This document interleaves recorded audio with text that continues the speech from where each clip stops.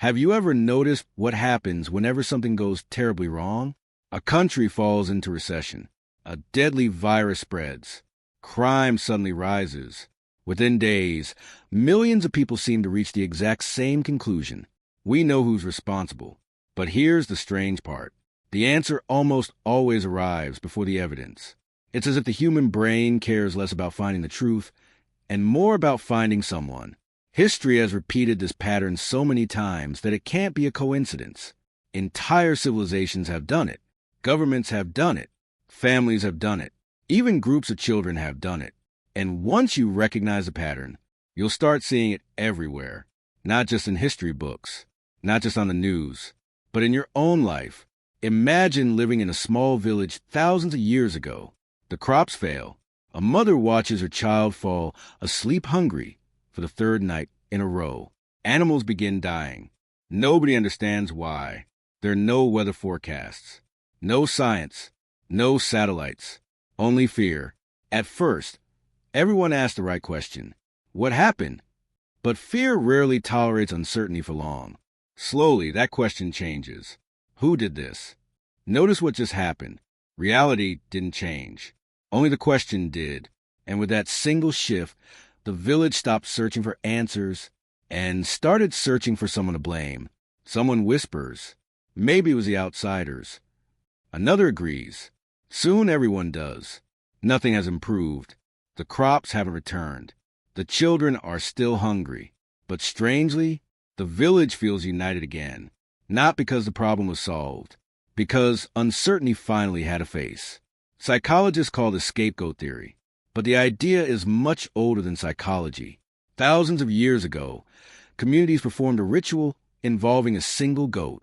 They symbolically placed their sins, guilt, and misfortunes onto the animal before driving it into the wilderness. The goat hadn't caused the suffering, yet watching it disappear made everyone feel lighter. The ritual never solved the famine. It only relieved the fear. And over time, humans stopped using goats. They started using people. Here's the first twist. Scapegoating doesn't begin with hatred. It creates hatred. Think about that. People rarely wake up already hating complete strangers. First comes uncertainty, then fear. Then someone offers a simple explanation. It's their fault. Hatred comes afterward, which raises a strange question. Why does that explanation feel so convincing, even when there's almost no evidence? The answer lies deep inside your brain. Imagine you're walking through a forest thousands of years ago. The bushes suddenly shake. You can't see what's inside. Your brain has two choices. Ignore it or assume there's a predator. If you're wrong and run away, you waste a few seconds. If you're wrong and stay, you might not survive. Our ancestors evolved to choose certainty over hesitation. That instinct kept us alive. But today, the danger isn't always hiding in the bushes. Sometimes it's a rumor, a headline, or another human being. Our brains still crave quick answers, even when reality is far more complicated. Here's something even more unsettling. Your brain actually rewards certainty. Think about the feeling you get when you finally believe you figured something out. Everything suddenly makes sense. That feeling is satisfying. But your brain doesn't always reward truth. Sometimes it rewards confidence.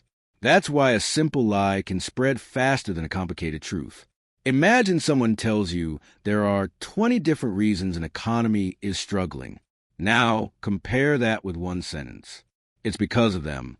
One explanation. One target. Instant emotional relief. The original problem may still exist, but your anxiety temporarily disappears. And that's why scapegoating is so powerful. It doesn't solve problems. It only makes people feel like the problem has been solved. This is exactly what researchers discovered during one of the most famous psychology experiments ever conducted. In 1954, 22 ordinary boys arrived at what they thought was a normal summer camp. None of them knew they were part of an experiment. At first, everything was normal. They laughed together, swam together, made friends. Then researchers quietly divided them into two separate groups. Each group created its own name, its own flag, its own identity. Soon, friendly competitions began. Baseball, tug of war, treasure hunts. Within days, something unexpected happened. The boys started insulting each other. They stole belongings, burned each other's flags, refused to eat together. Some fights even became physical. Nobody had taught them to hate. They had simply been given an us and a them. The researchers tried forcing the groups to spend time together. It only made things worse. Then they changed the experiment. Instead of making the groups compete, they gave them one shared problem.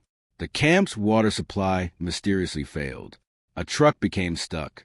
Neither group could solve the problems alone, so they worked together. Slowly, the insults stopped. The fights disappeared.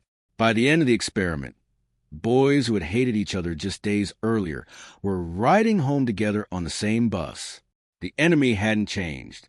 The goal had. Here's the biggest revelation of all. The most dangerous weapon in human history wasn't a bomb, or a virus, or even a lie. It was convincing ordinary people that someone innocent was a problem. History is filled with moments where entire societies punished innocent people while believing they were protecting themselves. That's what makes scapegoating so terrifying. The people doing it rarely think they're the villains. They believe they're the heroes. And that's why intelligence isn't enough to protect us. Doctors, scientists, judges, teachers, entire universities have fallen into the same trap. Because scapegoating isn't a failure of intelligence. It's a failure of skepticism. The moment we stop asking for evidence, certainty takes its place. So the next time something goes terribly wrong, listen carefully. Before anyone asks, "What happened?" someone will probably say, "We know who's responsible." That's exactly how scapegoating often begins. The frightening thing about scapegoats isn't that innocent people get blamed.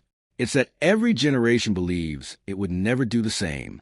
Yet history keeps repeating itself. Not because humans are evil, but because uncertainty is uncomfortable, and blaming someone is easier than understanding something.